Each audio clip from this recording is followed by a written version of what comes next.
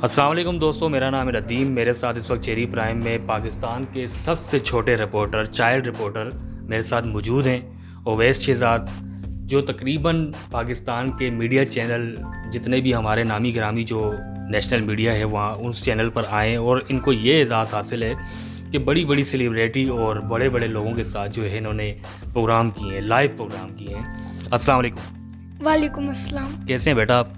मैं ठीक, आप सुने? मैं ठीक हूँ। अच्छा, तुम्हारी जो है ना चर्चे जो है ना जब मैंने सुने तो मुझसे रहा नहीं गया, मैं आया हूँ आपसे मिलने के लिए। पहले तो ये बताओ कि रिपोर्टिंग करने का शौक़ कैसे चढ़ा तुम्हें? जी, मेरे को रिपोर्टिंग करने का शौक ऐसे चढ़ा, जो मेरे पापा थे पीटीवी पे तजिया कार करते थे, तजिया करते थे। मैं पापा को देखता रहता था। मैं सुबह उठता था, मैं बोलता था वो बताओ पापा गए, पापा गए। मैं पापा के साथ ही सोता। पापा जाते थे सुबह सुबह पीटीवी पे 6-5 बजे तजिया करते थे, फिर बोलते थे टीवी लगाओ, टीवी पे। फिर मैं देखता था पापा को, पापा आते थे। उसी तरह पापा की सेम मैंने नकल की थी। ज़बरदस्त।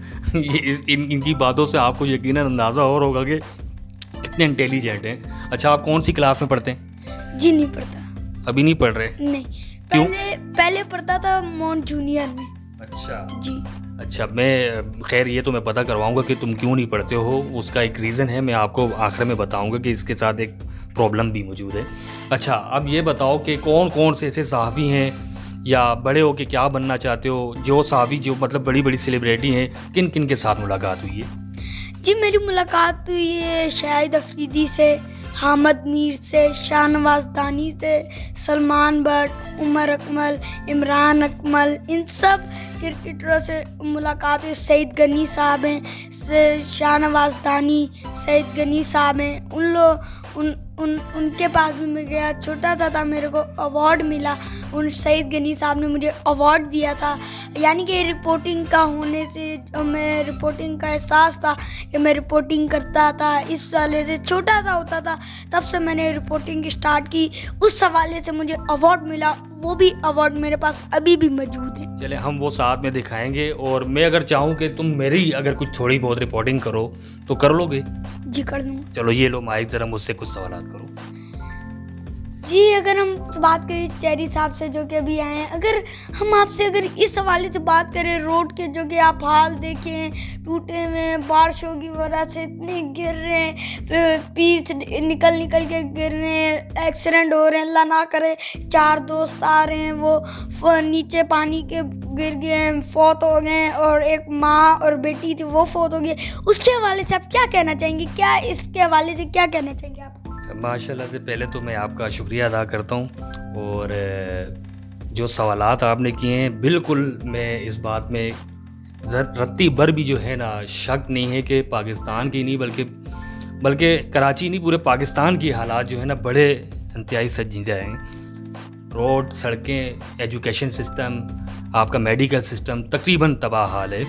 और मैं अप्रिशिएट करता हूँ आपको कि आप इतनी छोटी सी उम्र में जो है ना माशाल्लाह से इतने तेज़ हैं और इतने ज़बरदस्त तरीके से जो है ना ये सवाल आपके दिमाग में कैसे आते हैं, मुझे ये बताएं। जी, जैसे कि मैं बातें करता हूँ, यानी कि खुद ही एक दिमाग में चीज़ें आने लग जाती हैं। अपने आप को मैं सोच लेता हूँ, अगर मेरे को कोई कहते कि मेरा इंटरव्यू लेने आ रहे, मैं कोई टेंशन नहीं होती मेरे को। जब मैं एक बात कह दे तो वो बातें मेरे जहन में सारी आके बैठ जाती हैं। फिर मैं सारी उस हवाले से तजिया कार करता हूँ, और अगर मेरे को वो बात नहीं भी आ रही मैं उसको बोलता भी हूँ। फिर अगर नहीं आ रही, अगर मैं उसको दोबारा बोल दे तो वो मुझे आ जाती है। किसको बोलते हैं? जी, मैं इनको बोलता हूँ जो भी मेरे से जो इंटरव्यू लेने आते हैं, जो मेरे से बात करते हैं, सवालात करते हैं, बातें करते हैं, मेरे से जो इंटरव्यू करते हैं। चलें, अच्छा एक चीज़ और बताएं। माशाल्लाह, अल्लाह पाक आपको नज़र बस से बचाए। आपकी बातों से मुझे अंदाज़ा हो रहा है कि एक पाकिस्तान को जो है ना एक ज़बरदस्त किस्म का एक इंटेलिजेंट जो है ना बच्चा जो आगे फ्यूचर में चल के जो है ना एक ज़बरदस्त रिपोर्ट करेगा। मैं इससे और भी बातें करता हूँ। अच्छा, बड़े हो के आप क्या बनना चाहेंगे? बड़े हो के मैं बनना चाहूँगा रिपोर्टर, मगर करने का मेरा शौक है बिजनेस। बिजनेस क्यों, जब रिपोर्टिंग की इतनी ज़्यादा शौक है तो? जी, रिपोर्टिंग का मुझे शौक है। बिजनेस मैं इसलिए करूँगा कि अपने मैं मम्मा पापा को खुश कर पाऊँ। अच्छा, ये वजह है। अच्छा, अगर कहीं घूमने फिरने का प्रोग्राम हो पाकिस्तान के अंदर तो कहाँ जाना चाहोगे?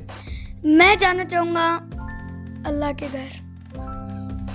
पाकिस्तान के अंदर अगर जैसे घूमने का जो होता है ना, कहीं मतलब बंदा घूमने के लिए जाता है तो कहाँ जाना चाहोगे? वहाँ पे मैं जाना चाहूँगा कायद आज़म के मज़ार पे। अच्छा, कायदा में। बहरहाल ये है कि इस बच्चे के बारे में मैं आपको एक चीज़ बताता चलूँ। बहुत छोटा बच्चा है और एजुकेशन के हवाले से जो है ना, ख़ास तौर पर जो मैंने इनसे सवाल किया था, ये पढ़ नहीं पा रहे।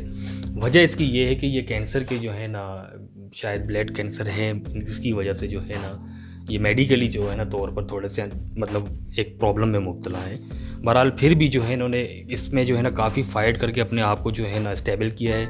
मेडिकल के हवाले से मैं पूछूंगा, लेकिन उससे पहले मैं एक सवाल करूंगा।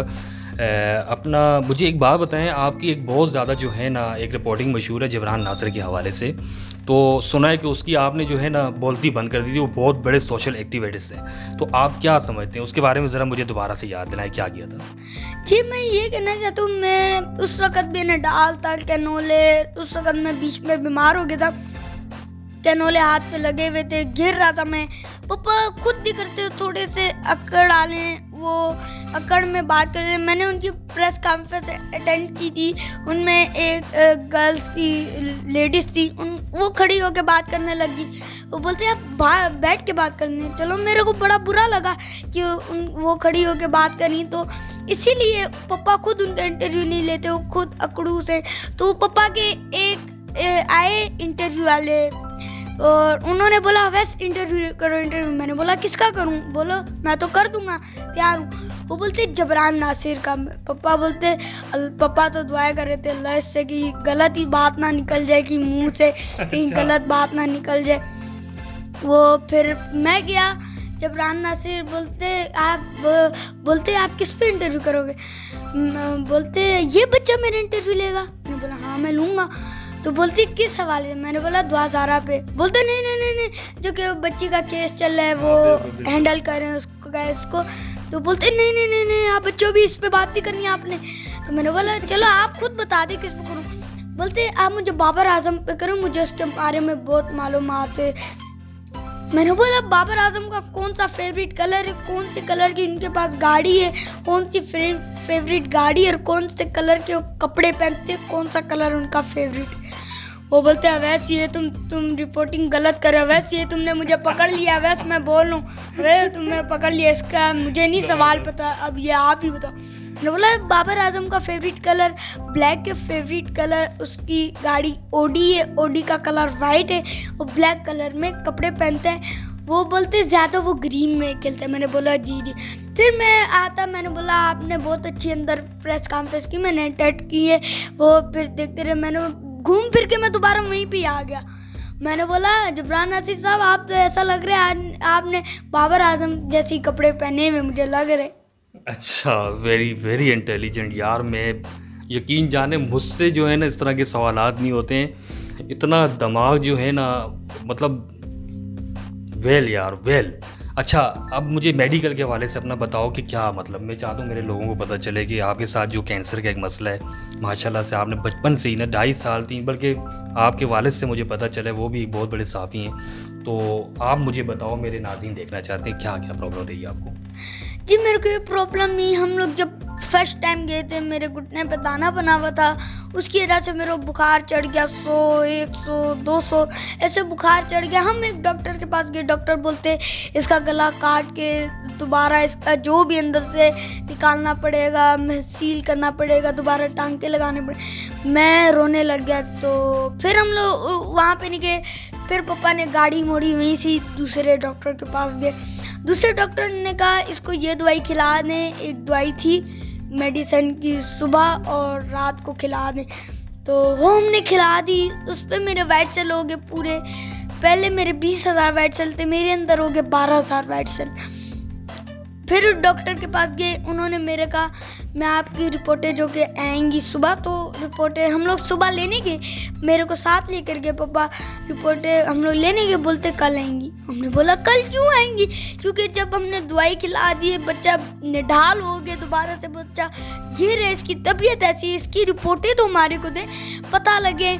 वहाँ से फिर डॉक्टर ने बोला इस डॉक्टर के पास चले, वहाँ से पापा ने गाड़ी मोड़ी, उस डॉक्टर के पास चले गए। तो उन डॉक्टरों के पास गए, उन्होंने बोला ये वाली दवाई खिलाएं शाम, रात, दोपहर, हर 4 टाइम ना। तो खिलाई। उस वक्त मेरे अंदर वाइट सेल बच के 8,000 वाइट सेल के अंदर बचे। वो बोलते आपकी जो दवाइयाँ हैं, आपकी जो रिपोर्ट है वो कल आ रही। रिपोर्ट देखी, ये तो रिपोर्ट सही नहीं आई। उन लोगों ने तो रिपोर्ट ऐसी, वो डॉक्टर ही चले गए। डायग्नोज क्या हुआ था? वो 8,000 वाइट सेल थे और डॉक्टर चले गए। तो एक डॉक्टर के पास हमने दोबारा वहीं से गाड़ी मोड़ी गए हम, पापा के जान पहचान वाले थे डॉक्टर। उन्होंने मेरी कमीज़ उतारी, उन्होंने बोला नदीम भाई इनको ब्लड कैंसर हो गया।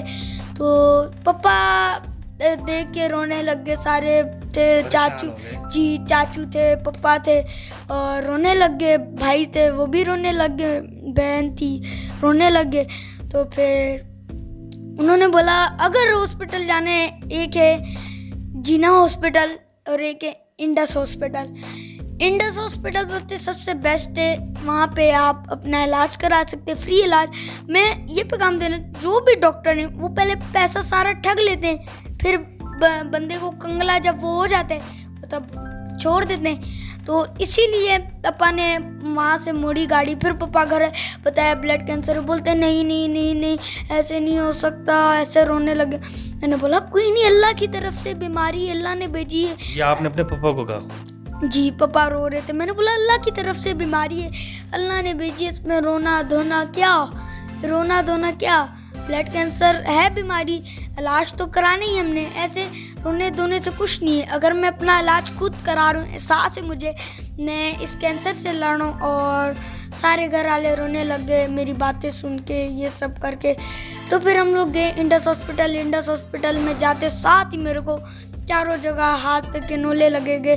किनोलों पे मेरे को ड्रिप पे हाइड्रेशन दाखिल किया गया। मेरे को उस वक्त भी मैंने रिपोर्टिंग की। मैंने बच्चों को एक मिसाल बना, मैं मिसाल में मैंने बच्चों के रिपोर्टिंग करके दिखाई। मैंने बोला आप लोगों के लिए एक मिसाल बनाओ। अल्लाह ने मेरे को बीमारी इसलिए भेजी कि ये बीमारी इसलिए भेजी, जो बच्चा बीमारी में खुश है अल्लाह का नेक बंदा है। जो बीमारी में खुश नहीं है, रो रहा है, धो रहा है, वो अल्लाह का नेक बंदा नहीं है। ज़बरदस्त ज़बरदस्त। ये पैगाम यकीन जाने मैं तसव्वुर नहीं कर सकता था कि शायद कोई इस तरह बात करे, लेकिन मैं इनके मुंह से सुन के जो है ना मुझे बहुत ज़्यादा हैरानी हुई है। मैं कभी पूछूंगा कैंसर के जो दूसरे जो बच्चे हैं या मरीज़ हैं, उनके बारे में आप क्या कहना चाहेंगे, ये बताओ। उनके बारे में ये कहना चाहता हूँ कि आप अपने वालिदैन को तकलीफ़ दे रहे हैं।